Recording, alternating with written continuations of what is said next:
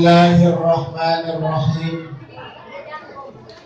Assalamualaikum warahmatullahi wabarakatuh.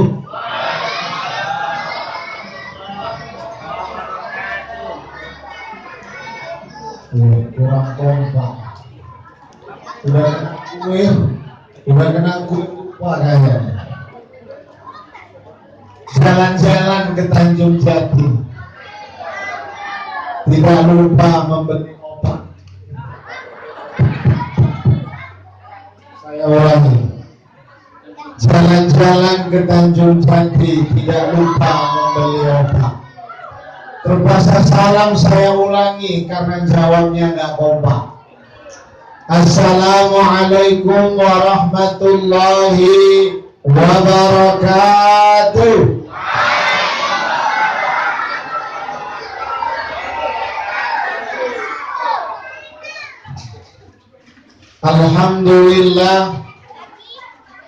Alhamdulillahilladzi hadana li hadza wa ma kunna linahtadiya laula an hadanallah. Asyhadu an la ilaha illallah wahdahu la syarika lah wa asyhadu anna Muhammadan abduhu wa rasuluh alladzi la nabiyya ba'dah. Amma ba'd.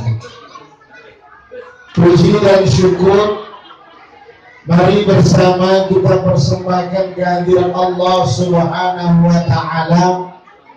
Alhamdulillah, malam hari ini 13 Rabiul Awal 1443 Hijriah, kita dipertemukan kembali dalam suasana peringatan Maulid Nabi besar Muhammad Sallallahu Alaihi Wasallam.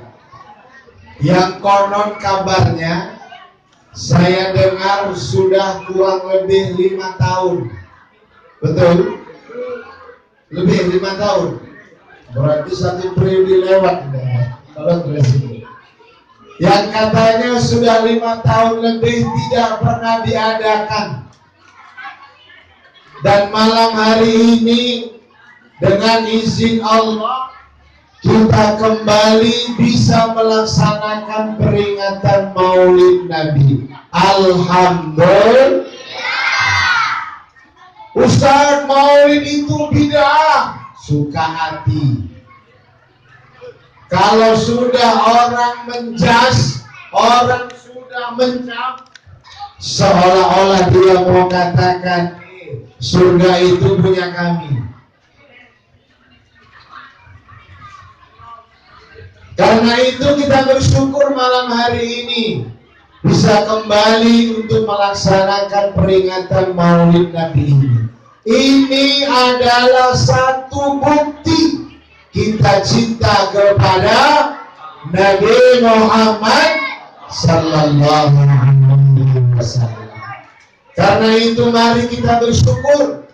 Dan Allah malam hari ini berikan kenikmatan sempurna kepada kita.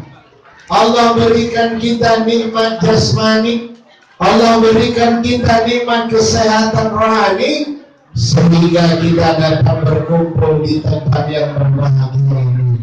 Sekali lagi, alhamdulillah. Kata Nabi, nikmatani maghlulun fihi ma katsirun minan nas. Ada 2 kenikmatan yang banyak terdapat pada diri manusia, tapi sayang 1000 sayang, kata Nabi. Yang 2 nikmat ini jarang disyukuri oleh manusia. Nikmat apa itu? Pertama, kata Nabi, sihatu, nikmat kesehatan. Lalu yang kedua, wal farah, nikmat keuangan waktu. Hari ini kita bisa berkumpul karena kita diberikan nikmat sehat jasmani dan sehat. Ada orang yang Allah beri cuma 1 saja. Allah kasih dia sehat jasmani, tapi rohaniyahnya Allah tidak beri. Siapa itu Ustaz? Orang gila. Tengok orang gila ibu. Orang gila itu bisa lari, bisa ngejar, bisa melempar, bahkan makan di tempat manapun nggak ada masalah. Tapi Sufi membuktikan jangan remeh sama orang gila. Karena orang gila belum pernah sejarahnya kena corona. Kenapa? Karena orang gila itu nggak kena corona karena dia melakukan dua hal. Pertama, dia selalu menjaga jarak. Yang kedua, suka menghindar. Jadi suka menjaga jarak dan selalu menghindari kerumunan. Kalau ibu mau sehat dari corona, ibu yang bilang. Karena itu mari kita bersyukur. Yang kedua, nikmat yang Allah berikan, nikmat keluangan waktu. Ada orang yang dengan kesibukannya dia tidak bisa berkumpul bersama dengan kita. Tapi malam hari ini kita bisa berkumpul bersama-sama. Ayo, ibu bapak sama-sama diaminkan. Mudah-mudahan kita yang hadir ini Allah panjangkan umurnya, Allah murahkan rezekinya, Allah mudahkan segala urusannya. Yang belum punya jodoh gampang jodohnya, yang belum dapat kerja mudah-mudahan dapat kerjanya, yang banyak utang lunas utangnya.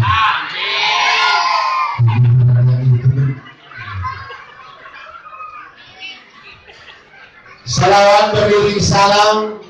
Mari bersama kita hadiahkan kepada baginda Nabi besar Muhammad sallallahu alaihi wasallam. Kiranya kita dan keluarga besar kita tergolong yang mendapatkan syafaat yang mulia insyaallah. Amin ya rabbal. Yang sama kita muliakan dan hormati Ustaz kita. Kita Pak Camat sama Pak Lurah sudah berangkat. Saya Ustaz kita, Ustaz Aprianda. Ini Bu, Pak, beliau ini senior saya. Kami sama di Dewan Hakim di LPDK Kabupaten Langkat. Beliau sudah senior, saya juniornya. Tapi kami beda-beda. Kalau beliau di Tilawah, saya di Sampul. Ada juga yang saya dengar Ustaz Rizwanto Akhwan, sama dengan kami. Jadi ketemu di sini. Tadi waktu masuk saya tengok imam, wah, tempatnya nggak asing suaranya. Mudah-mudahan kita doakan Ustaz ini panjang umurnya, sehat selalu. Ya Allah, ini aset ini harus dijaga. Yang sama kita muliakan yang hormati Bapak Camat kita yang tadi sudah memberikan sambutan. Sama juga kita muliakan Bapak Lurah kita yang tadi juga ikut mendampingi Bapak Camat untuk bersilaturahim ke Masjid Al-Hidayah. Yang saya hormati dan muliakan para tokoh agama, tokoh masyarakat, para sesepuh, bapak-bapak, ibu-ibu, dan yang sama kita banggakan adik-adik kita yang berasal dari pondok pesantren Darul Maun. Mudah-mudahan saya doakan kalian jadi mujahid, menjadi ulama-ulama yang insya Allah akan membimbing umat kepada jalan yang benar. Amin ya rabbal. Bapak Ibu yang dirahmati Allah, saya begitu tadi datang agak-agak pesimis saya. Pertama, kondisi tadi sore mendungnya luar biasa, ya kan? Tadi saya isya datang, jamaahnya malah yang saya tengok anak-anak banyak. Kalau ibu-ibu tadi sedang azan, ini datang nggak di jamaahnya. Ternyata benar, ya kan? Survei membuktikan luar biasa memang di sini. Saya minta Bapak dan Ibu, tradisi kita memperingati Hari Besar Islam tetap dilaksanakan. Kalaulah tidak dilaksanakan, bisa jadi anak-anak kita akan lupa dengan tradisi yang baik ini. Ustaz, apa ada dasarnya Maulid Nabi? Dasarnya Maulid Nabi adalah kecintaan kita kepada baginda Nabi Muhammad sallallahu alaihi wasallam. Kata Nabi, kullu ummati yadkhuluna jannah. Semua umatku itu akan masuk surga illa man aba, kecuali yang tidak mau. Lalu sahabat datang, faman aba ya Rasulullah? Siapa itu orang yang diajak masuk surga dengan engkau diangkat? Dia menolak. Maka Nabi mengatakan, man ata'ani dakhala jannah wa man asani faqad aba. Mereka orang-orang yang taat menjalankan sunnah-sunnahku,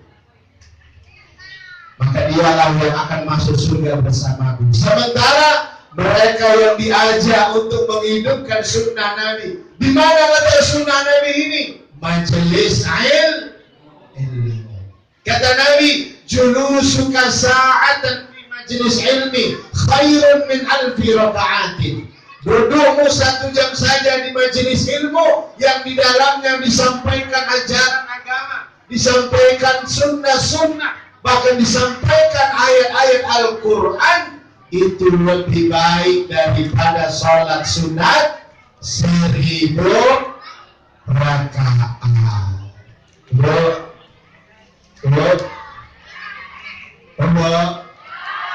Ini kita karena kena masker, kita karena nenek udah kenyang kena kulit. Terawih di sini berapa rakaat, Bu? 11 saja. Kalau kita yang normal udah capek. Ini kata Nabi amalannya, kalau kita ngumpul mendengarkan tausiah agama, itu pahalanya lebih baik 1000 rakaat. Bayangkan, 11 saja kita sudah lempok, apalagi 1000 rakaat. Pulangnya bisa ngesot tidak semua. Karena itu bersyukurlah kita. Berbicara tentang Maulid Nabi, maka kita akan kembali kepada Al-Quran. Loh Ustaz, apa ada dalam Al-Quran ayat yang menceritakan tentang Maulid Nabi? Kalau dicari kata-kata yang menjelaskan tentang Maulid Nabi, tidak ada. Tetapi bagaimana Nabi itu diutus oleh Allah Subhanahu wa Ta'ala, Al-Quran menjelaskan itu. Nabi Muhammad yang diutus oleh Allah kepada kita itu bukan tanpa tujuan, Bapak Ibu. Ini bentuk kasih sayang Allah. Di dalam Al-Quran surah An-Nahl ayat 78, Allah mengatakan, A'udzu billahi minasyaitonir rajim. Bismillahirrahmanirrahim. Wa yawma nab'atsu fi kulli ummatin syahidan 'alaihim min anfusihim wajibna bika syahidan ala haula wa nazzalna 'alaika kitaban tibyanan likulli syai' wa huda wa rahmah wa busyra lil muslimin. Kata Allah dalam Al-Quran, menungso, ingatlah ketika Allah mengutus setiap nabi dari kaumnya. Setiap nabi itu akan diutus kepada kaumnya. Wajibna bika syahidan ala haulai. Kami hadirkan engkau Muhammad ke tengah-tengah mereka.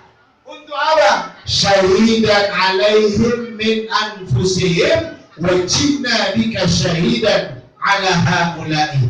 Kami hadirkan engkau Muhammad di tengah-tengah mereka untuk menjadi saksi. Karena itu gak ada alasan Bapak Ibu nanti kita begitu ditentukan oleh Allah masuk neraka, lalu kita protes. Ya Allah, kok kau masukkan aku ke dalam neraka? Maka dijawab oleh Allah, alam ya'tikum nadhir, bukankah sudah ada orang-orang yang mengingatkan kalian? Itulah pentingnya maulid Nabi. Dan Allah katakan kepada Nabi Muhammad, wajibna bika syahidan ala haulai wa nazzalna 'alaika kitaban. Kami turunkan kepadamu satu kitab yang bisa menjelaskan segalanya. Dan itu bentuk wahuda, satu petunjuk dari Allah Subhanahu wa taala. Yang kedua, wa rahmah, bentuk kasih sayang Allah dengan kedatangan Nabi. Wa busra, dan kabar gembira bagi orang-orang yang beriman. Wa busra lil muslimin, kabar gembira. Karena itu kedatangan Nabi Bapak dan Ibu bagian dari kasih sayang Allah kepada kita. Wajar kalau Nabi kelahirannya kita peringati. Kenapa? Maaf, ini kita kembali ke sejarah. Nabi itu lahir, kalau ditengok runtutannya, Nabi yang ke-25. Nabi yang ke-24 itu runtutannya adalah Nabi Isa alaihi salam. Kalau Nabi Ibrahim dengan Nabi Ismail itu gak jauh terpaut waktunya. Selesai kenabian Nabi Ibrahim dilanjutkan oleh anaknya Nabi Ismail. Setelah Nabi Ismail dilanjutkan oleh Nabi Ishak. Dan seterusnya. Sampailah kepada Nabi Isa alaihissalam. Tapi ketika Nabi Isa sudah selesai, masuk kepada Nabi Muhammad, waktunya cukup panjang. Berapa tahun? Ada yang tahu? Berapa tahun jarak Nabi Isa dengan Nabi Muhammad dilahirkan? 570 tahun. Berapa? 570 tahun manusia hidup tanpa Nabi, manusia hidup tanpa wahyu. Kok bisa? Bisa. Allah mau coba, Allah mau tes. Kenapa? Allah sudah kirimkan beberapa nabi. Tadi sudah dibacakan. Wa ma Muhammadun illa rasul qad khalat min qablihi rusul. Muhammad hanyalah seorang rasul dan telah berlalu beberapa rasul. Dikirim oleh Allah. Kalau kita runtut dari Nabi Adam kepanjangan, saya ambil di pertengahannya saja. Dikirim oleh Allah Subhanahu wa taala Nabi Ibrahim alaihissalam. Saya sebutnya Nabi Ulul Azmi aja, biar singkat 5 saja. Apa yang terjadi dengan Nabi Ibrahim? Nabi Ibrahim justru ketika menyampaikan risalah agama ditangkap sama umatnya, ya baik, dibakar hidup-hidup. Nabi yang membawa kebenaran, menyelamatkan manusia ke surga, justru ditangkap sama umatnya, dibakar hidup. Kalau zaman sekarang, ulama ditangkap sama pemimpinnya, dipenjarakan sampai selesai masa periodenya. Jadi nanti saya juga sama ibu biar tahu kira-kira ini kita masuk jahiliyah modern atau sama kayak orang jahiliyah tempo dulu. Ya.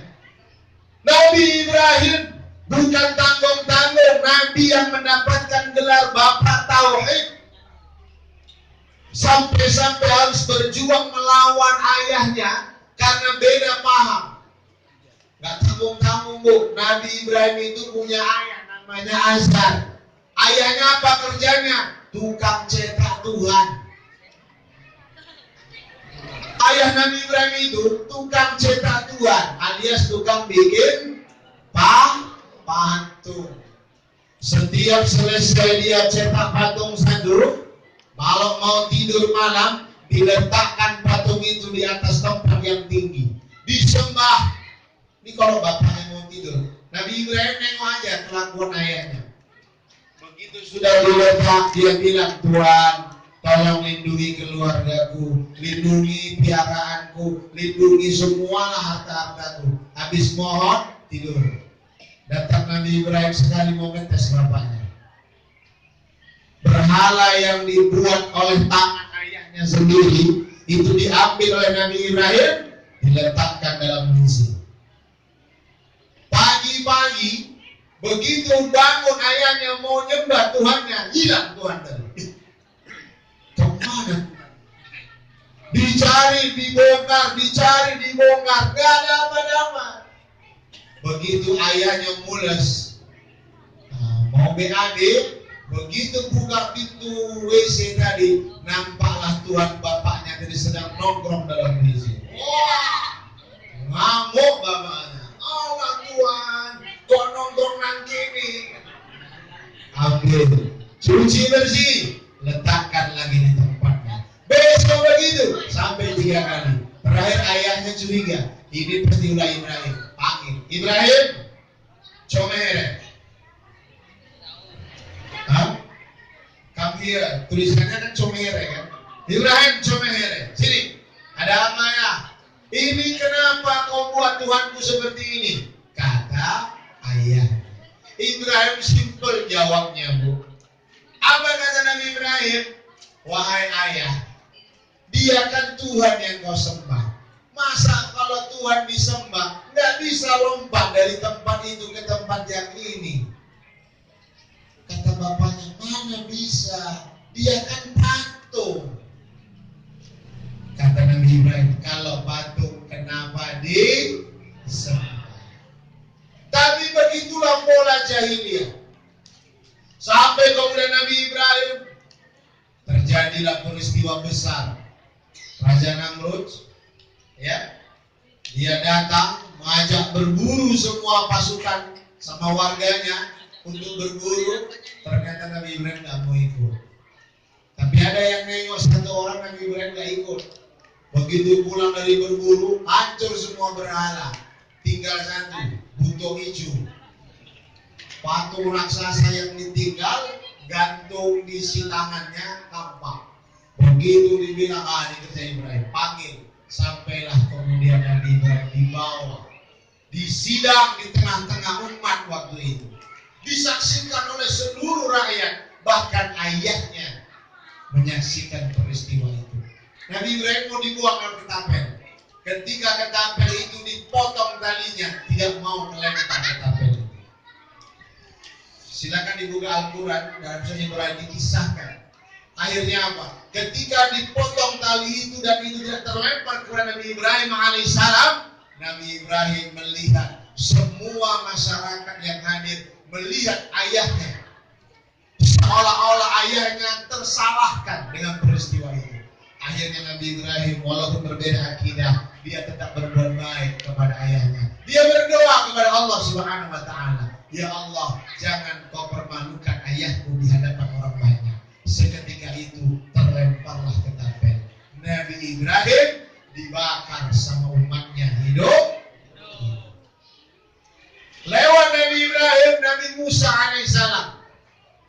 Nabi Musa berdakwah kepada umatnya, walaupun rintangan yang luar biasa, bahkan yang dihadapinya manusia paling luar biasa, Firaun. Tapi Nabi Musa dengan keberaniannya dan berkat pertolongan Allah, Nabi Musa sanggup untuk melawan, walaupun harus membelah laut.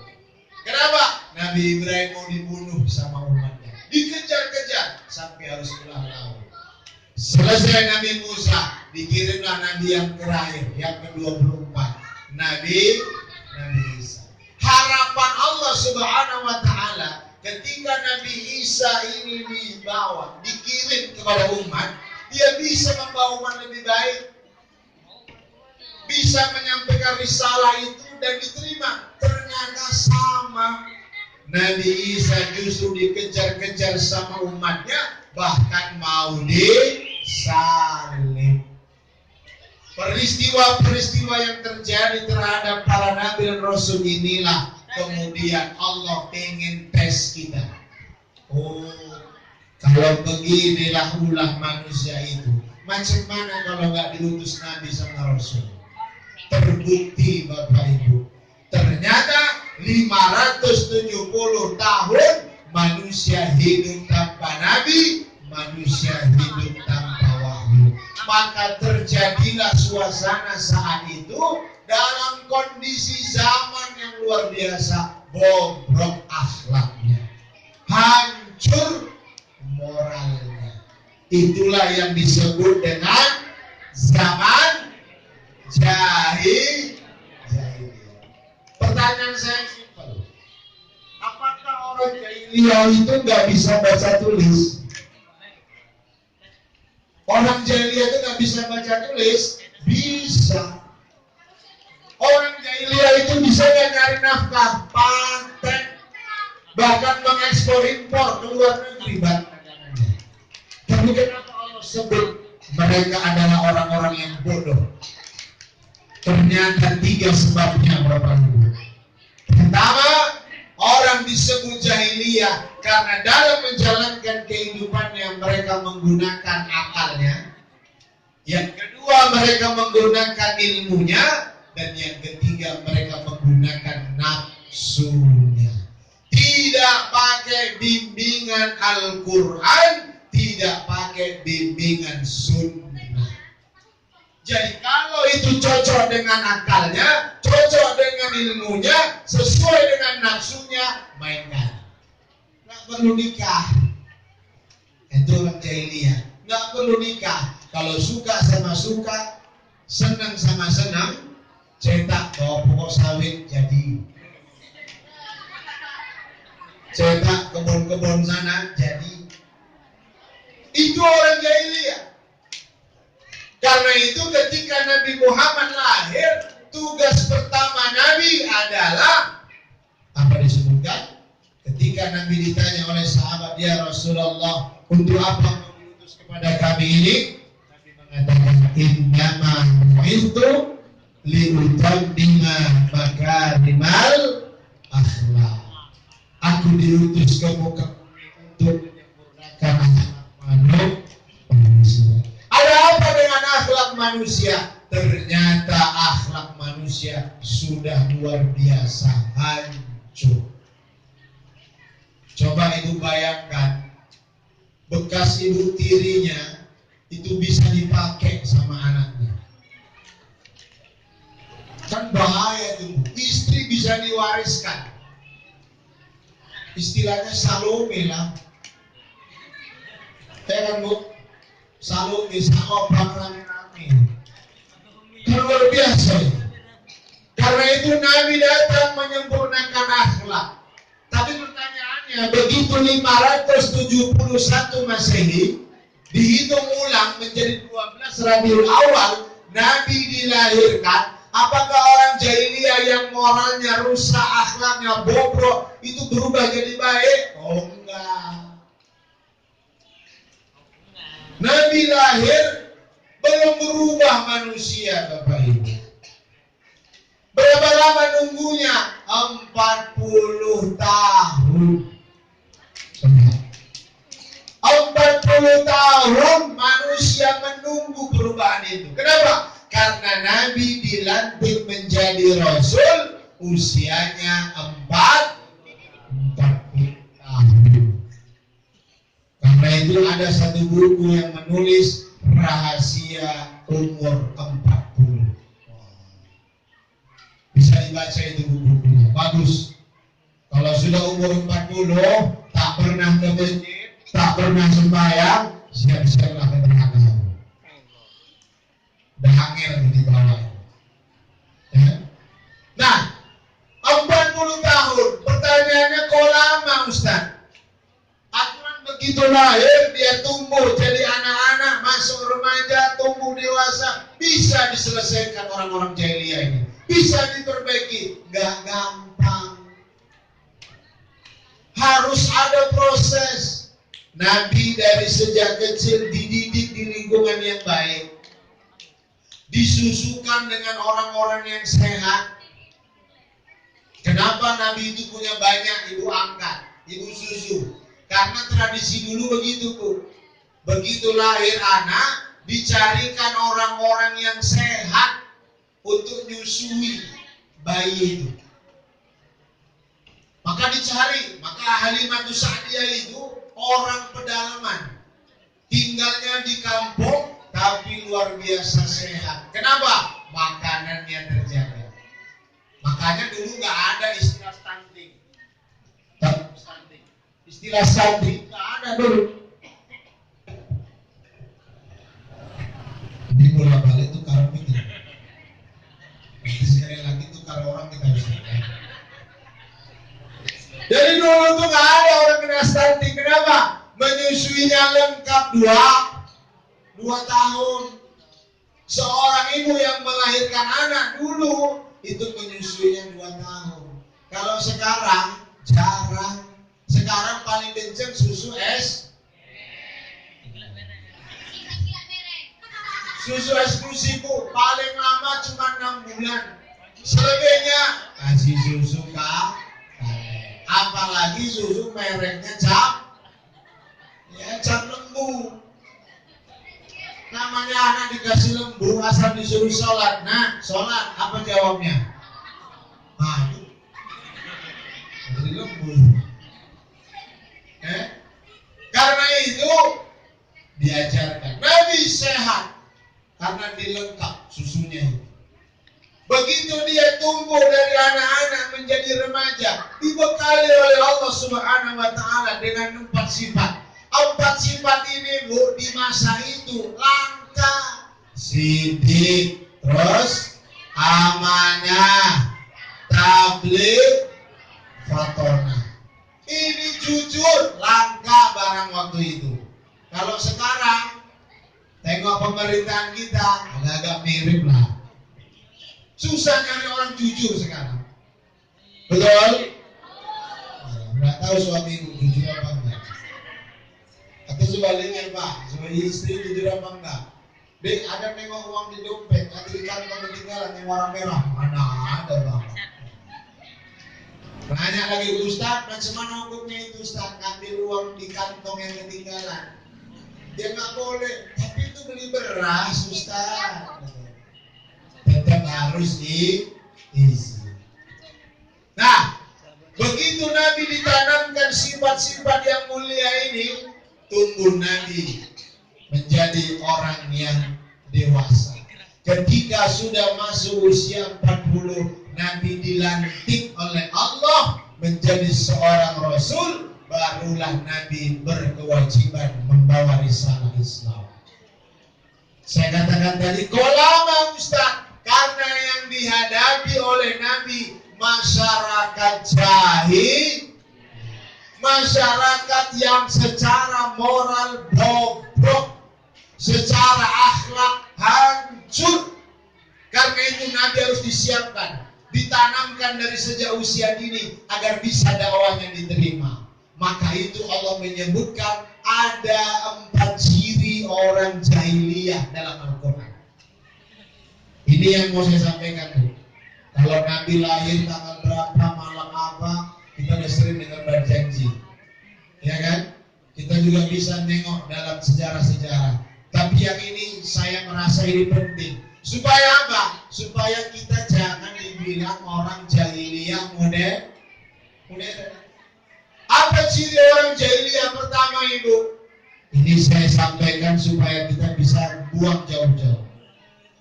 Di dalam Al-Quran surah Ali Imran 154, saya potong ayatnya Bu.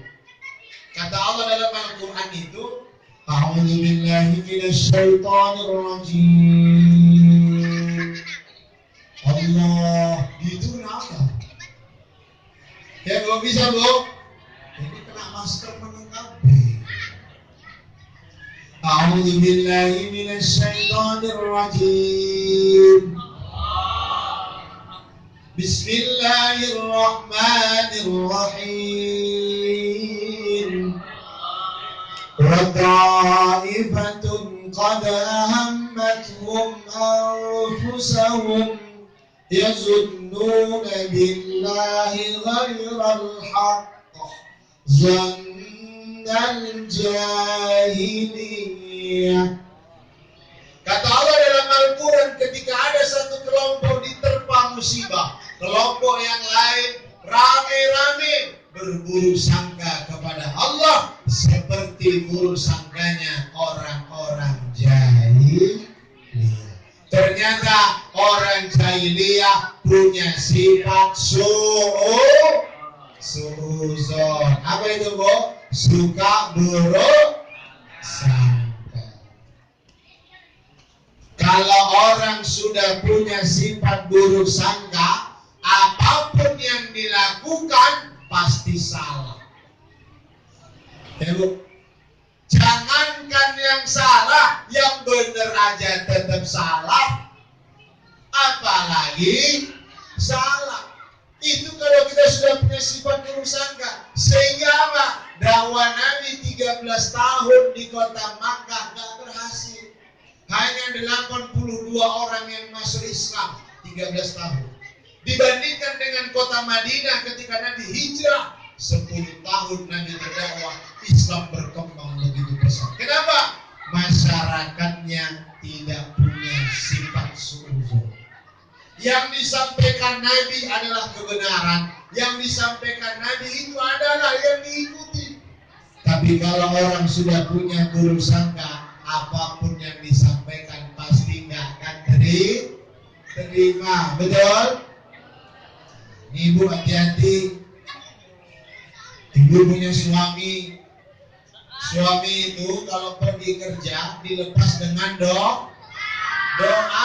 Jangan dilepas dengan sumpah. Kenapa kok bisa gitu? Gara-gara buruk sangka. Buruk sangka dari mana, Ustaz? Suami biasa pergi kerja nggak pakai minyak wangi. Tiba-tiba suami mau berangkat kerja hari itu pakai minyak wangi. Istrinya mulai nih, kok tumben ini suamiku pakai minyak wangi. Nah, udah mulai ngebantu nih. Begitu habis pakai minyak wangi, dapat telepon. Telepon diangkat, ngomongnya bukan di tempat biasa, tapi masuk kamar mandi sembunyi. Ada apa ini? Pergi biasa nggak pakai minyak wangi, ini pakai minyak wangi. Angkat telepon, ngomongnya sembunyi. Terakhir kalau sudah ada sifat buruk sangka kita jadi. Begitu suami pergi kerja, bukan doa yang mengiringinya, tapi sumpah. Apa kata kita, Bu? Awas Mas ya, kalau ditengok boncengan janda sebelah tuh, doakan tabrak lembu. Nggak lama, baru 10 menit berangkat dari rumah, nelpon, Ma. Apa, Pak? Jemput, Ma. Papa jatuh. Apa? Tabrak lembu. Ini pasti ada di sama janda itu. Kenapa? Karena itulah sampai kita. Makanya Al-Quran itu melarang kita berburuk sangka. Di dalam Al-Quran surah Al-Hujurat ayat 11 dan 12. Di ayat 12 itu Allah mengingatkan kita semuanya. Ya ayyuhalladzina amanu ijtanibu katsiran minadh-dhann. Inna ba'dadh-dhanni ithmun fala tajassasu wa la yaghtab ba'dukum ba'dhan. Kata Allah dalam Al-Quran, hai orang-orang yang beriman, hindari olehmu, jauhi olehmu yang namanya buruk sangka. Orang kalau sudah buruk sangka, Ibu, Pak, cepat mati.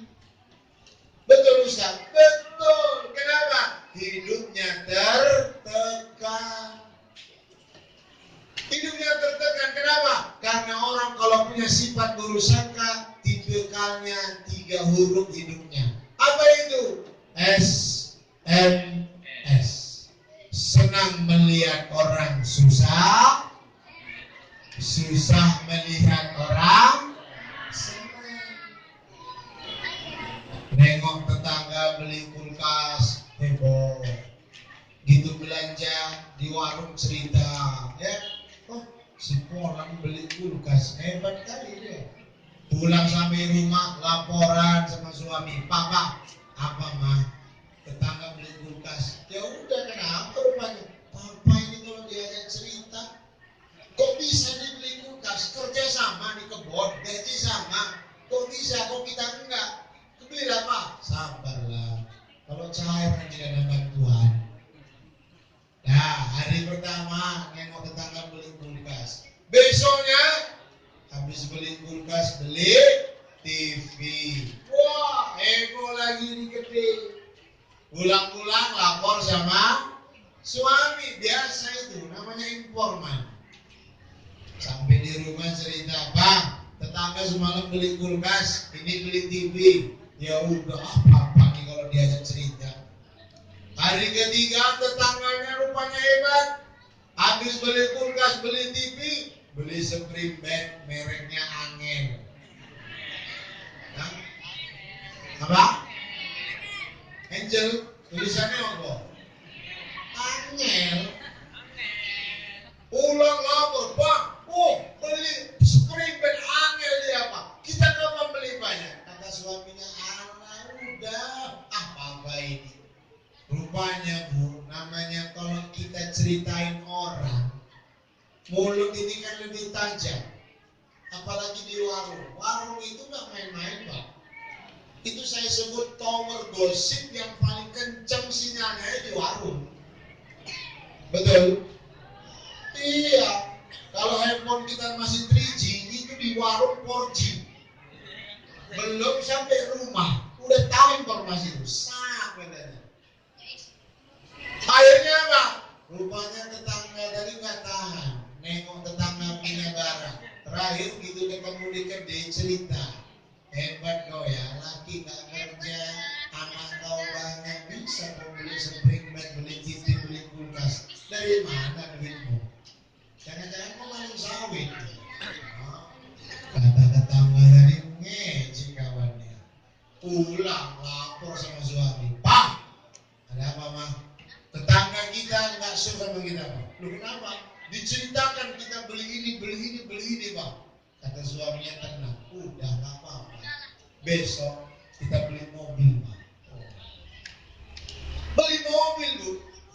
Dari mana uangnya? Rupanya mereka dapat jatah tanah warisan yang disetabat kena tol. Nggak tanggung-tanggung. 1 M. Bukan setengah M lagi. 1 M. Kalau setengah M kan setengah mampus. Ini 1 M. Beli mobil. Apa yang terjadi? Tetangga yang tidak senang, tetangga yang sudah punya sifat suzon, begitu nengok tetangga tadi beli mobil, pulang sampai rumah, depan suaminya kejar. Kenapa, Mak? Kok bisa? Tetangga beli mobil, Bang. Itu kalau orang sudah suzon. Buang jauh-jauh sifat suzon. Kenapa? Karena orang kalau sudah punya sifat suzon, gendangnya 2. Apa itu? Pertama, tajassasu. Dia akan cari-cari kesalahan orang. Kalau sudah dapat kesalahan orang, ujung-ujungnya yang ketambak hukum bakto. Pasti akan gosip. Betul? Saya Pak, izin. Laki-laki gini, saya hobi belanja. Kenapa? Saya dari kecil, Pak. Tahun 90, tahun 85, 87 itu, sebelum tahun 90, saya tuh kalau pagi, nama saya kan jubir, belanja.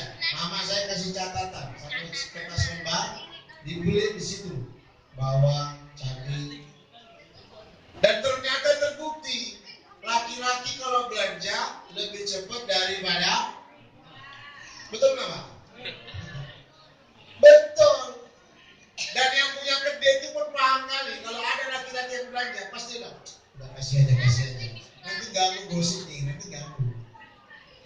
Dan terbukti. Jadi saya gini-gini belanja. Dan saya maaf, heran juga. Orang padahal belanjanya sedikit. Beli berambang setengah on, cabai setengah on, teri setengah on. Karena mengambil teri kan. Tapi bisa 2 jam. Kok bisa? Mana nggak bisa? Begitu ketemu kawannya, tahu nggak kau? Apa?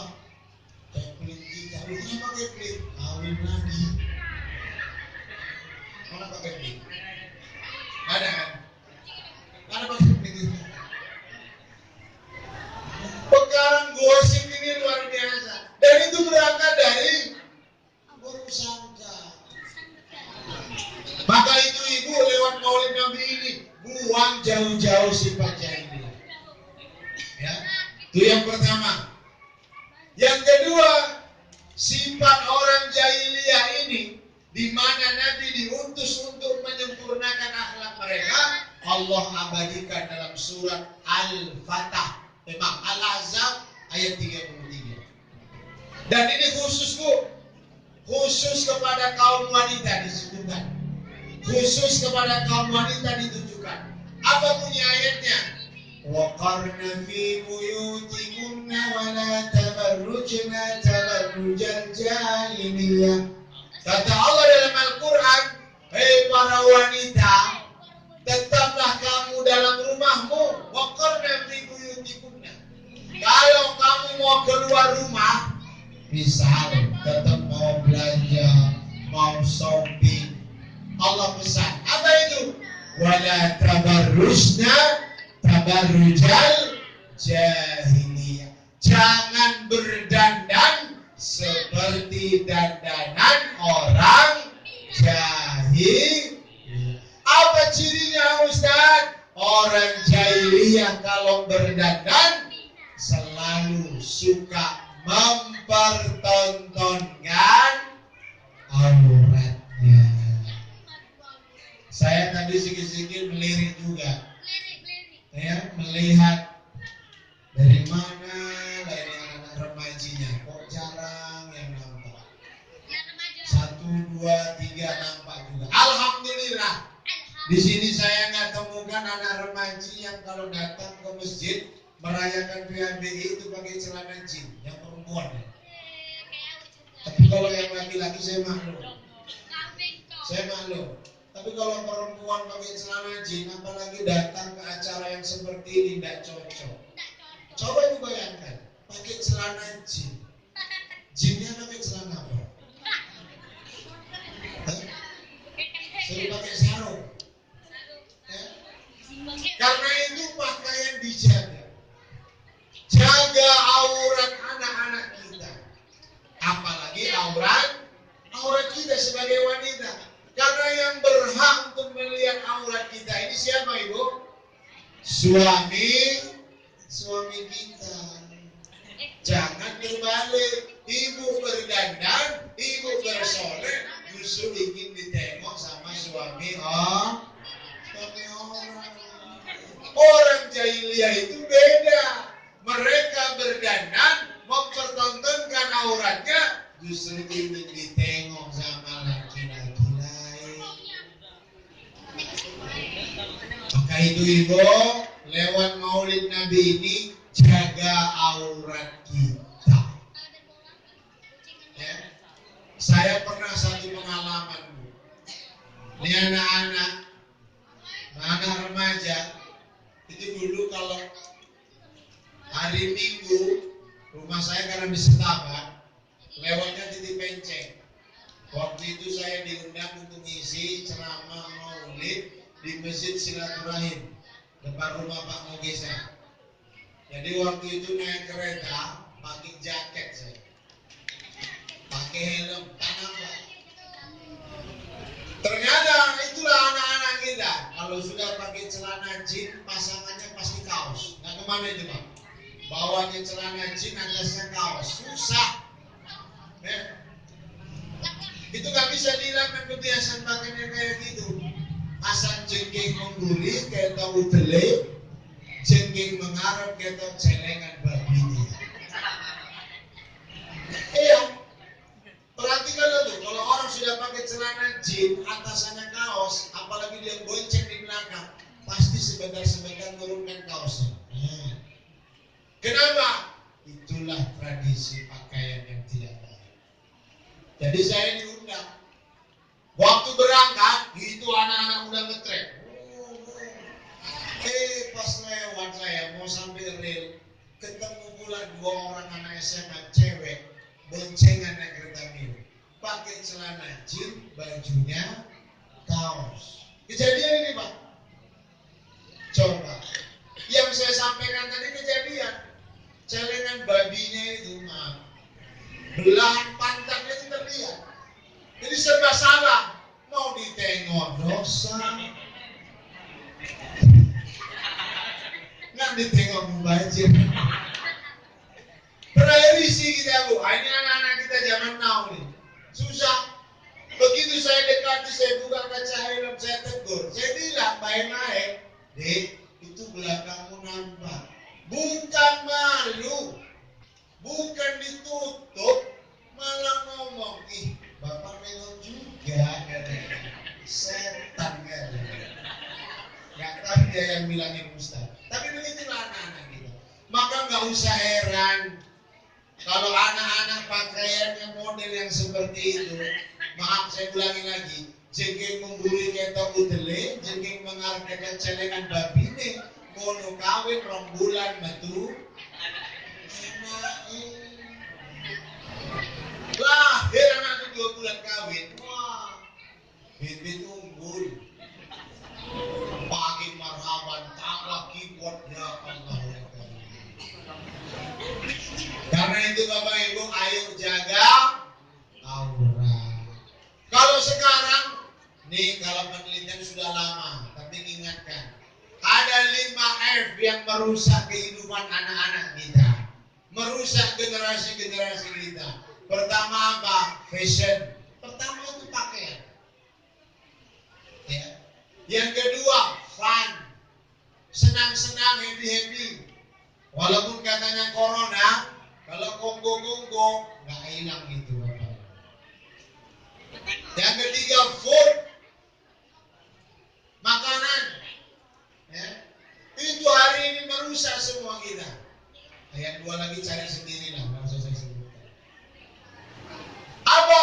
Kalau sudah pakaian itu merusak, tidak menjaga auratnya, bisa dibayangkan bagaimana anak-anak kita ke depan. Bukan tak boleh kita mempertontonkan aurat. Saya tanya ibu, boleh nggak Bu mempertontonkan aurat? Boleh, tapi ada tempatnya. Di mana? Di rumah. Sama siapa? Sama suami. Silakan.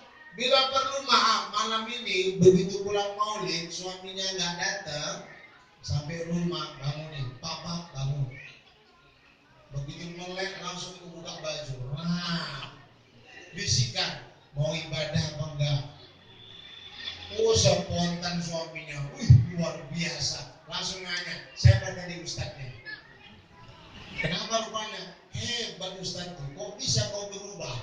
Biasanya aku minta banyak kali dapat, ini pulang maulid langsung ngasih. Kalian anak kecil nggak tahu lah. Ini juga faktura. Ya, jaga aurat. Tapi kalau sama suami jangan ditutup. Ini terbalik. Di rumah ketutup, begitu keluar kebuka.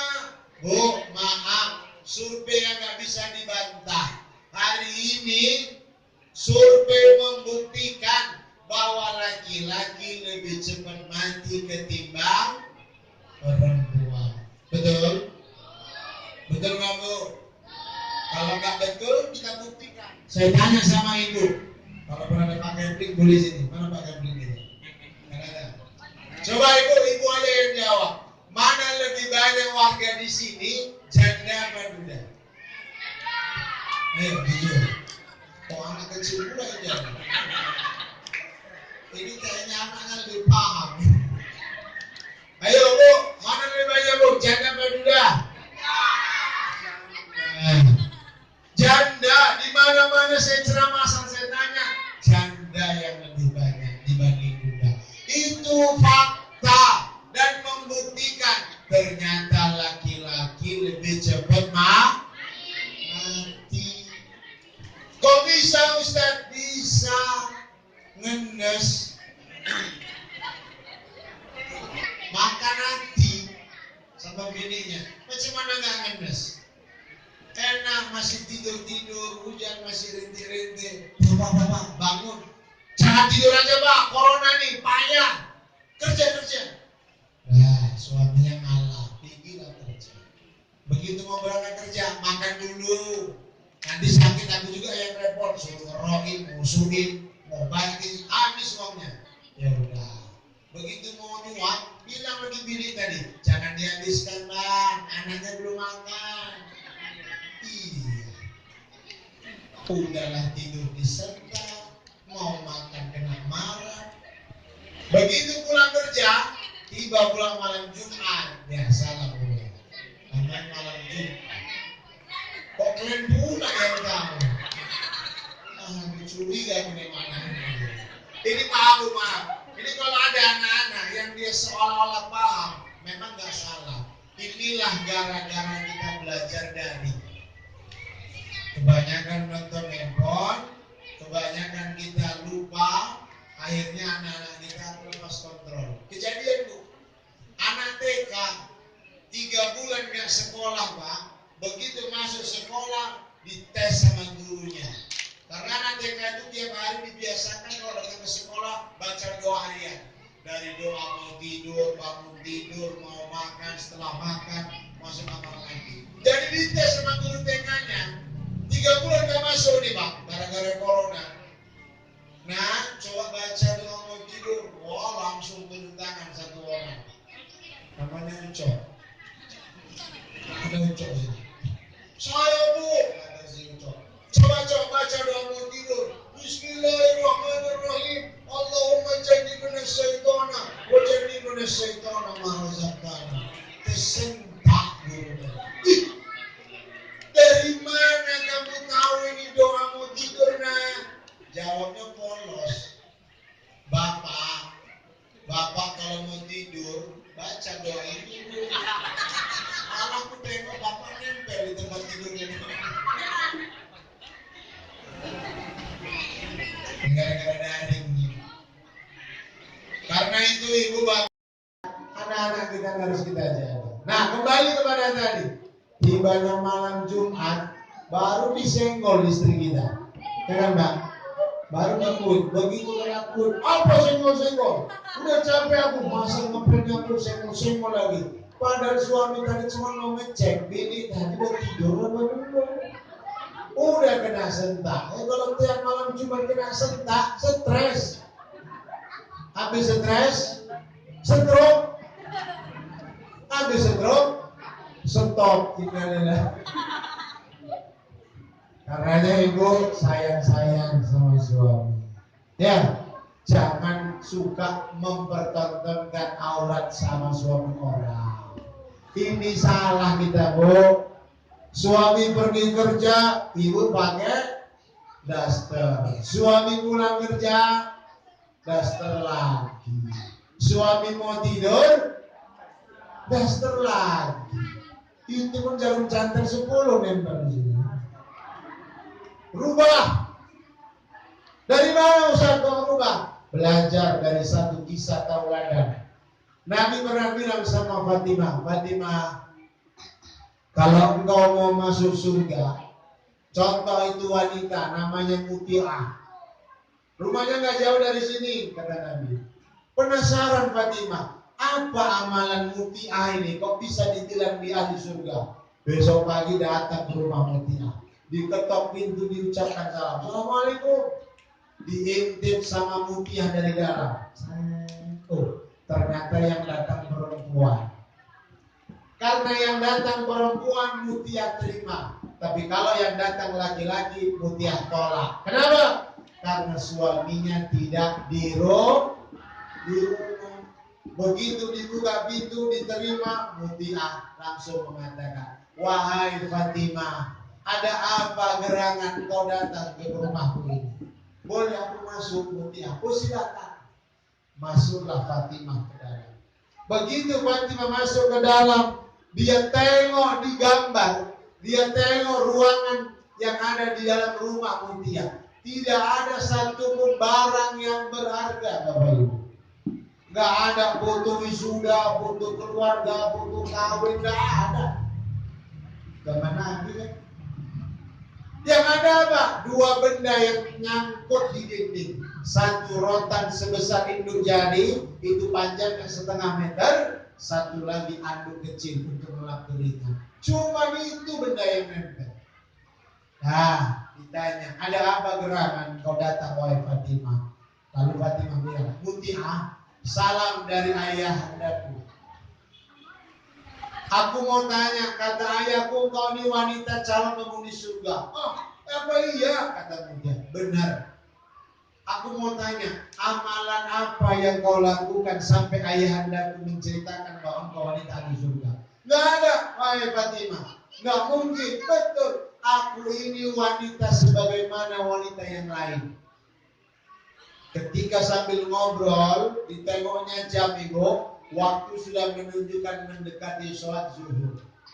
Sementara lakinya, suami Muti'ah ini, kerjanya tukang apa? Tukang panggul, kuli panggul di pajak. Asal ada orang belanja, dia ngupah untuk mengangkatkan barang belanjaan. Orangnya sederhana, susah. Tapi begitulah Muti'ah. Dia bilang, Fatimah maaf, aku tinggal sebentar. Aku mau menyiapkan makan siang untuk suamiku karena sebentar lagi suamiku mau pulang. Ketika Fatimah diterima oleh Muti'ah, pakaiannya biasa ibu. Nggak ada yang norak, nggak ada yang cantik, pakaiannya biasa. Tapi begitu dia masuk ke dalam kamar, dia berdandan, dia berhias, dia siapkan makanan, keluar dari kamarnya, Fatimah terkejut. Sampai-sampai Fatimah berkata, wahai Muti'ah, mau kemana engkau pergi? Kok cantik kali dandananmu? Muti'ah jawab, wahai Fatimah, aku mau menyambut kedatangan suamiku pulang dari mencari nafkah. Beda bu. Begitu suaminya nggak lama pulang, Assalamualaikum, waalaikumsalam. Masuk suaminya ke dalam. Terkejut suaminya, kenapa? Karena ada Fatimah di dalam.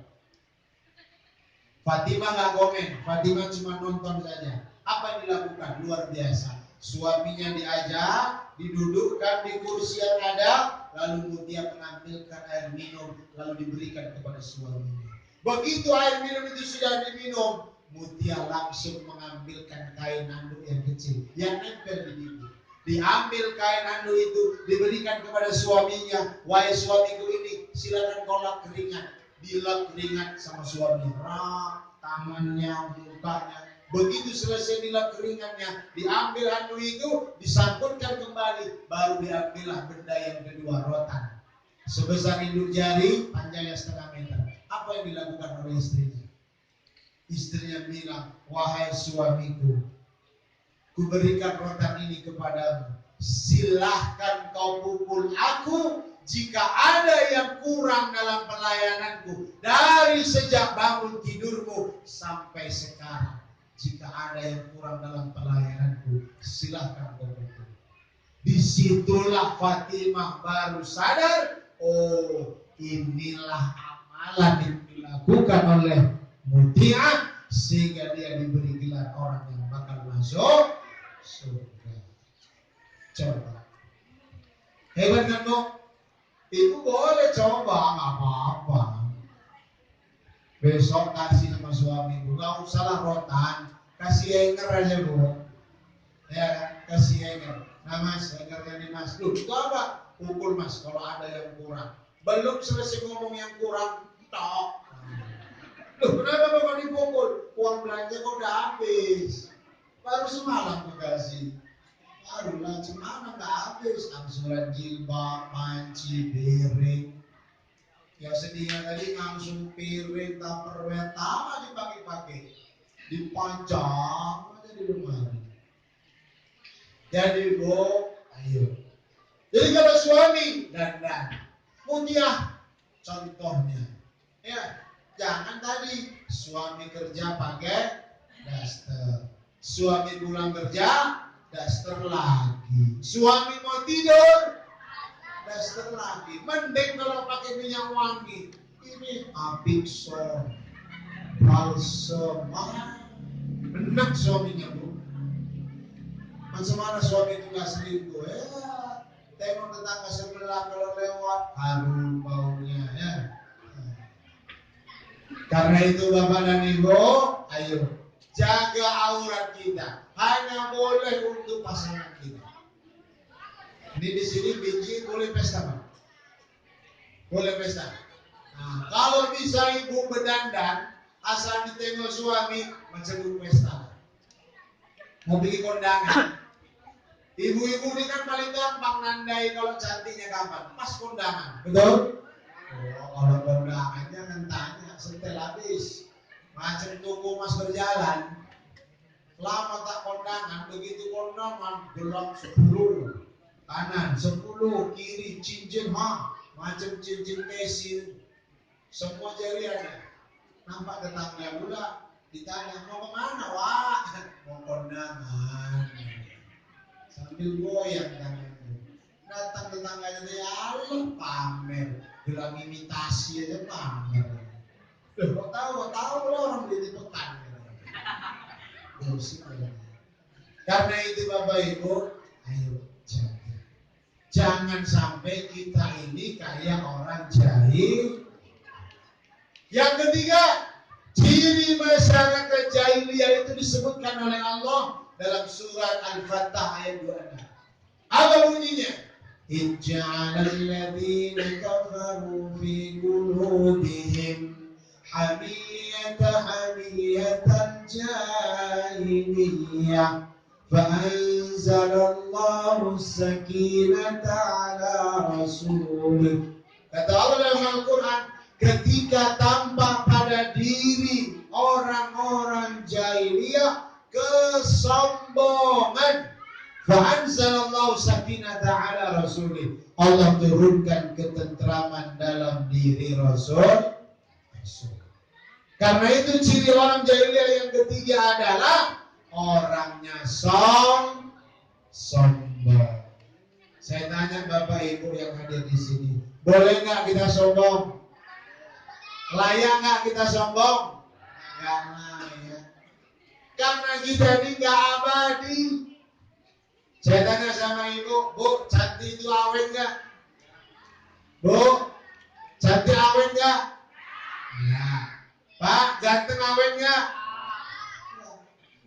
Cantik itu nggak awet, ganteng itu nggak awet. Yang awet cuma satu, elek. Jelek itu awet.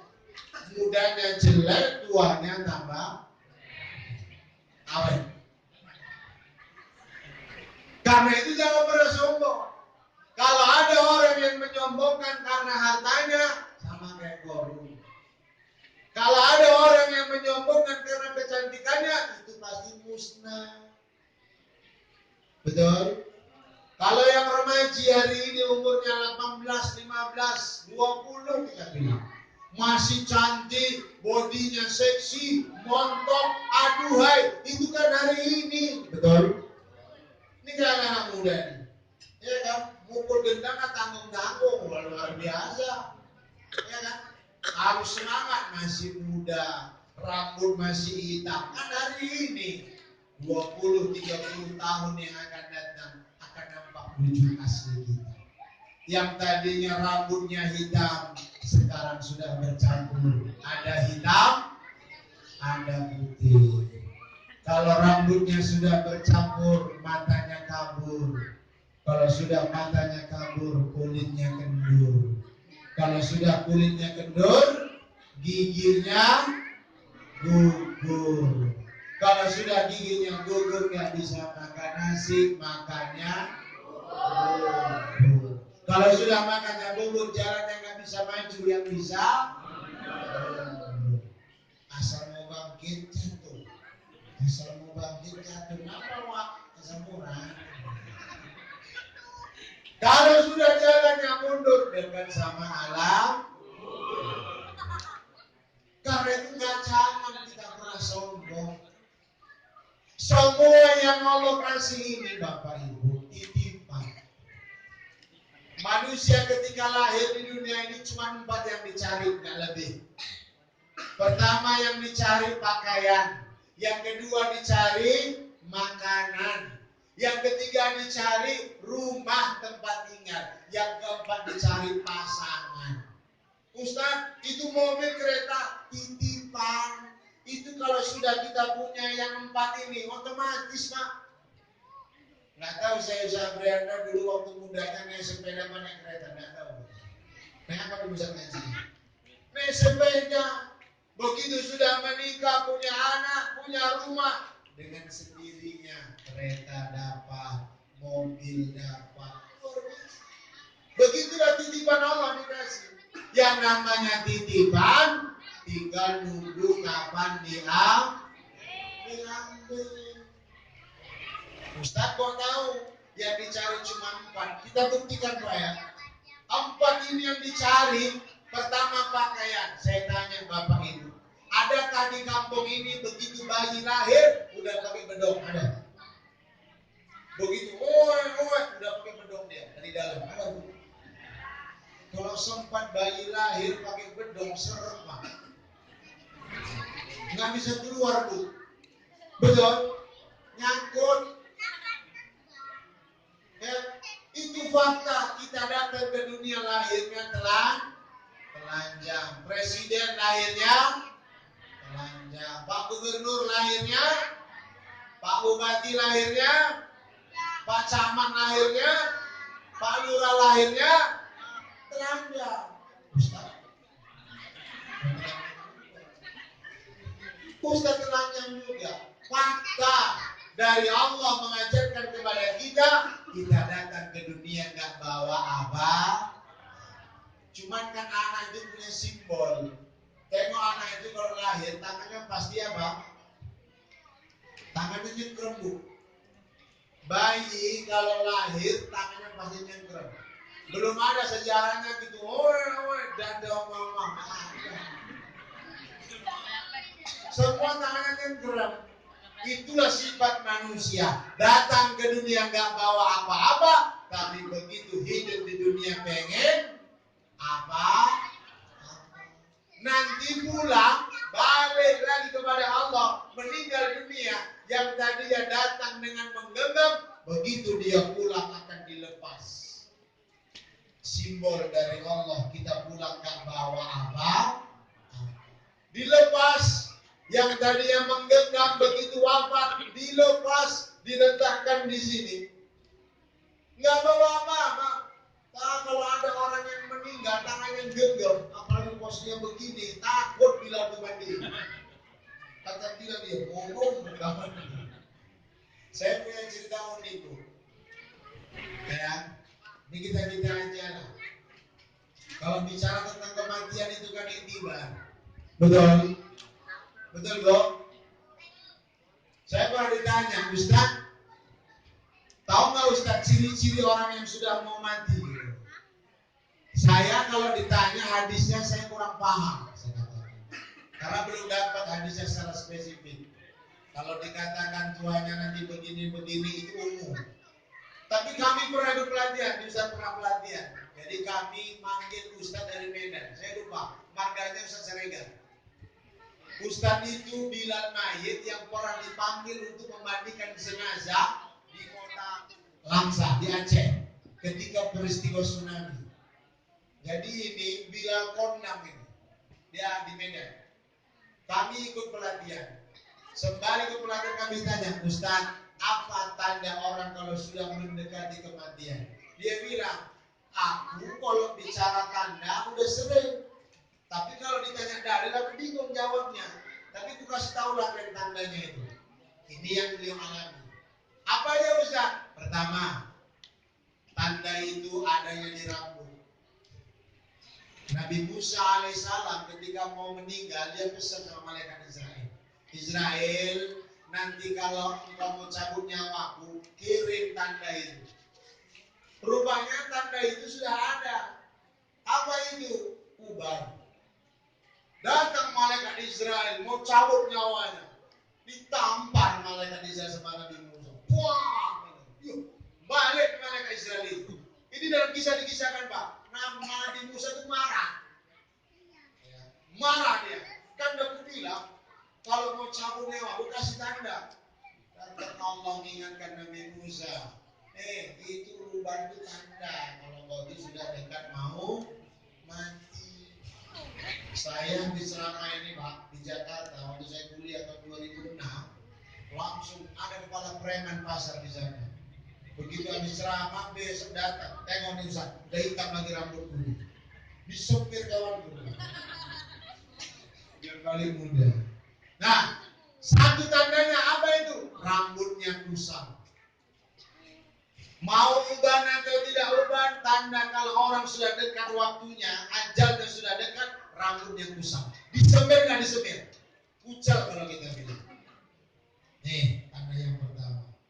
Yang kedua, tandanya kalau orang sudah mau dekat meninggal, itu hidungnya masuk ke dalam. Ustaz kalau pesek tetap beda. Aku bukan yang orang pesek, bukan. Tetap beda, hidung itu akan masuk ke dalam. Ini yang disampaikan Ustaz tuh. Ya. Yang ketiga apa? Yang ketiga, dia akan selalu bertanya tentang waktu. Ini sudah asar apa belum? Ini sudah maghrib apa belum? Berulang-ulang itu diucapkan. Kalau ngobrol gak lama, ungkap lagi. Ngobrol gak lama, ungkap lagi. Ini udah jam berapa? Berulang-ulang bertanya tentang waktu. Itu kenapa kalau setiap saya ceramah, saya takut nanya udah jam berapa. Takut. Yang keempat, ini tanda yang paling bisa kita temukan. Kalau cakap-cakap waktu mungkin ada sebagian, ada yang enggak. Tapi yang keempat ini tanda yang bisa kita buktikan. Apa itu Ustaz? Kalau dia tidur, kakinya ujungnya tidak begini posisinya Bu, Pak. Tapi kakinya akan jatuh lurus. Kaki ini, jari kita nggak begini, tapi jatuh ke depan. Itu kenapa bisa diikat pocongnya itu di ujung. Kalau gini, ngikat pocongnya di sini. Gitu dia. Karena itu jatuhnya ke depan. Rambut kusam, hidungnya agak ke dalam, bertanya-tanya tentang waktu, kakinya begini jatuh kalau tidur. Cukup, itu tahu aja Ibu. Cukup tahu ya. Jangan ini disampaikan waktu Ibu nengok tetangga yang lagi sakit. Ibu nengok yuk sama, ngapain sakit, lu nengok. Begitu nengok langsung diperiksa rambutnya, ditengok hidungnya, ditengok kakinya. Kata tetangganya yang sakit, kata bapaknya, ini ngopo? Kok sampai diperiksa kabeh? Datang kita tadi polos ngomongin Ustaz. Si koyong ini tidur benih. Nah, dekat jantung. Cukup tak? Jadi jangan sombong. Bu, kalau cerita umur, berapa sih umur kita dikasih Allah? Nabi pernah ditanya loh Bu. Ya Rasulullah, kam umri min ummati. Wahai Nabi, berapa standarisasi umur umatmu? Nabi jawab, umri ummati baina sittin wa sab'in. Umur umatku itu antara 60 sampai 70. Nabi aja yang jawab nggak sampai 70. Berapa? 63. Nabi 63. Jadi kalau Ibu hari ini sudah 60, siap-siap. Ya, udah 60 tahun umur kita, siap-siap.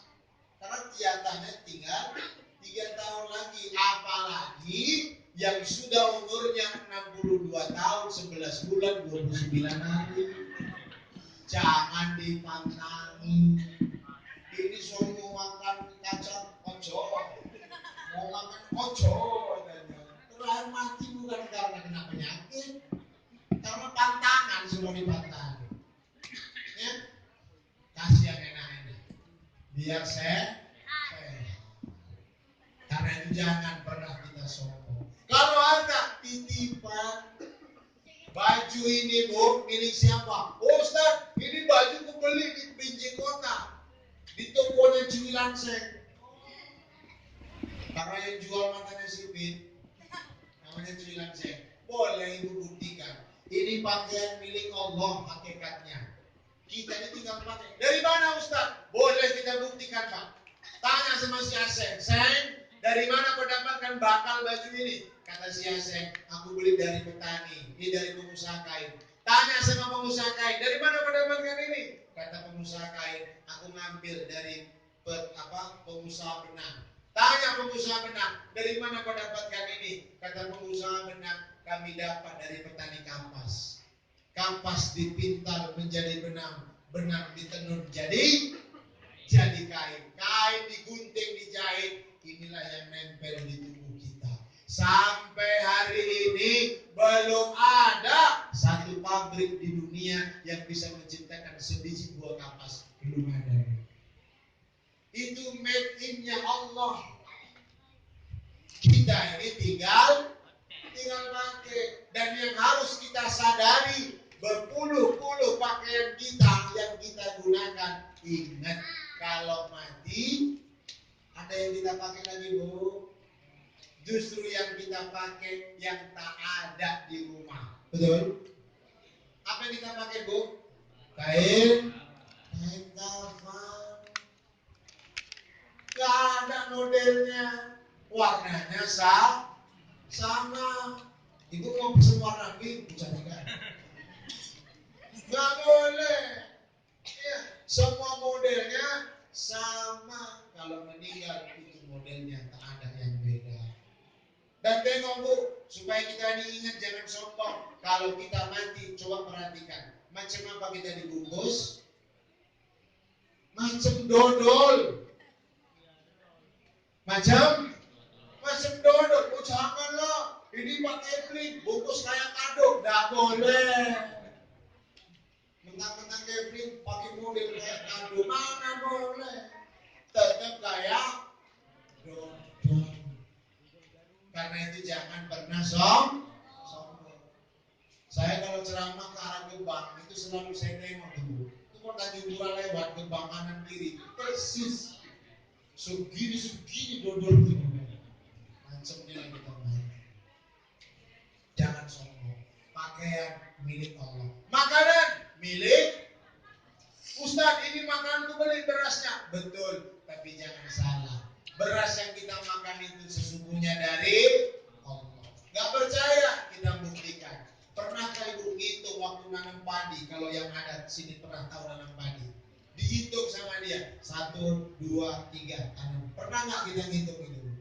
Kalau pernah, buktikan. 3 biji yang Ibu tanam, begitu tumbuh dia besar, berapa batang jadi? Gak usah jauh-jauh. Itu kelapa sawit. Waktu ditanam, sejanjang apa sebiji? Sebiji apa sejanjang? Sebiji. Dimasukkan ke polybag, tunggu dia 2 tahun. Begitu sudah besar yang sebiji, dipindahkan ke tanah. Tunggu 5 tahun. Setelah 5 tahun, keluar berjanjang-janjang. Saya tak pertanyaannya, siapa yang itu buat? Siapa yang buat itu? Kitab Allah. Allah. Dan Allah gak pernah buat kita kecewa. Kenapa? Sebiji yang kita tanam begitu tumbuh luar biasa. Kalau Allah sinis sama kita gak senang, wah gawat. Ibu tanam sebiji, keluar 5 tahun 10 janjang, tiap janjang isinya 1. Mampu. Betul? Karena itu jangan pernah sombong. Titipan dari yang ketiga, rumah gedung mewah, milik siapa? Oh, milik saya. Betul, tapi itu sesungguhnya milik Allah. Belum ada Bu yang bisa diciptakan sebatang kali, itu belum ada. Yang numbuhkan, yang ngembangkan, yang besarkan itu Allah. Itu kita olah, kita paku pasir. Di sini mana? Di biji yang ambil pasir. Kalau di Stabat Sungai Wampu. Saya pernah ceramah di Sungai Wampu. Saya bilang, bapak-bapak bersyukur, bapak-bapak bisa makan dari tanah. Saya bilang, dari pasir. Oh ngamuk, kok gitu? Iya, karena usahanya cuma jualan pasir. Siapa yang punya? Allah. Dan itu kita tinggal Allah. Karena itu jangan pernah sombong. Yang keempat, yang terakhir, pasangan. Siapa pasangan ini? Milik siapa pasangan kita? Milik Dan kelak pasangan kita itu bakal diambil. Tinggal siapa duluan, siapa belakangan. Karena itu Bapak Ibu, ini saya cuma saran. Kalau ada ibu punya anak, calon mantu, terus mantu itu ingin nunjukkan sama ibu, oh ibu, aku cinta mati sama anak ibu, prank, bilang. Cakap kau yang besar. Betul? Ibu pernah dulu suami bilang, dek, aku cinta mati sama kau. Ada gitu Bu? Itu gombal. Jangan percaya, karena belum ada faktanya. Di situ istrinya meninggal, di situ istri suaminya mau dikubur. Ada Bu? Ada Bu? Di kampung ini istrinya meninggal, suaminya ingin dikubur bareng-bareng. Ada? Mana? Di kampung ayah saya sana Tanjung Bali itu ada adat yang dibuat untuk menghargai wanita yang wafat. Kalau ada laki-laki ditinggal mati oleh istrinya, nggak boleh kawin sebelum tumbuh rumput kuburan istrinya. Meninggal istrinya, wah mulailah kan. Yang lebih heboh lagi, begitu meninggal istrinya, wafat, mau diberangkatkan, disetop sama suami. Sebentar Pak bilang, ada apa? Ada wasiat yang belum dilakukan. Apa itu? Turunkan jenazahnya. Begitu diturunkan jenazah tadi, langsung dilangkai. Wah, yang ngamuk yang takjiah. Oh laki besok ini. Istri wafat kok dilangkai. Rupanya itu wasiat bininya. Makanya itu kalau wasiat jangan macam-macam. Awas wasiat, kalau kawin lagi langkai dulu mayatku. Karena kalau jadi mayat, langkai dulu deh.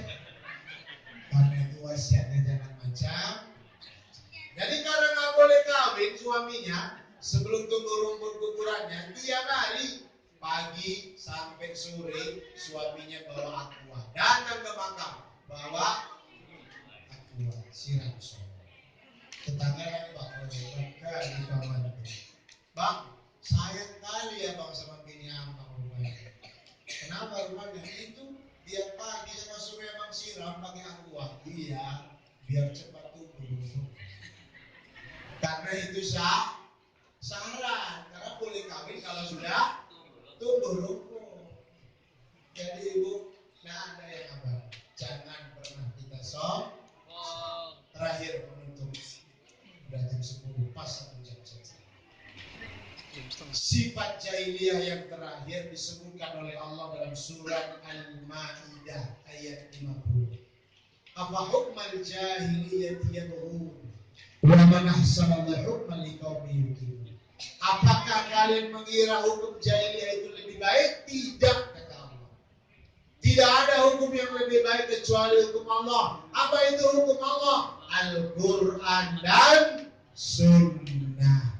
Al-Quran dan hadis. Sebagaimana Nabi mengatakan, taraktu fikum amrayni lan tadillu abadan ma tamassaktum bihima kitab Allah wa sunnat rasulih. Aku tinggalkan dua warisan kepada kalian. Kalau kalian berpegang teguh kepada kedua ini, tidak akan pernah tersesat. Apa itu? Al-Quran dan hadis. Karena itu Ibu, ayo ajari anak-anak kita baca tulis Al-Quran. Jangan sampai mereka nggak bisa baca Quran. Kenapa? Al-Quran yang dibaca akan mendatangkan syafaat bagi orang yang membacanya. Saya kira ini Bapak dan Ibu, mari lewat peringatan ini kita buang jauh-jauh sifat jahiliyah. Apa saja Bu? 1, jangan kita berburuk sangka. Yang kedua, jangan kita mempertontonkan aurat. Yang ketiga, jangan sombong. Semua akan kembali kepada Allah. Dan yang terakhir, ayo kembali kita kepada Al-Quran dan hadis. Karena itu mudah-mudahan kita bisa menjalankan apa yang Allah perintahkan. Kita bisa buang jauh-jauh ciri-ciri orang jahiliyah ini, dan kita bisa menjalankan ibadah dengan baik sebagaimana sunnah Nabi kita. Kalau ada jarum yang patah, jangan simpan sampai berkarat. Kalau ada kata yang salah, mohon maaf dunia akhirat. Kalau ada jarum yang patah, janganlah dibuang ke dalam parit. Kalau ada kata yang salah, mohon jangan diungkit-ungkit. Kalau ada jarum yang patah, jangan patahkan lagi jarum yang lain. Kurang kerjaan. Kalau ada jarum yang patah, jangan simpan dalam celana. Nyucuk. Demikian yang saya sampaikan, kurang lebih saya mohon maaf. Kesepian ditinggal kekasih. Cukup sekian dan terima kasih. Wabillahi taufiq wal hidayah, wa ridha wal inayah. Wassalamualaikum warahmatullahi wabarakatuh.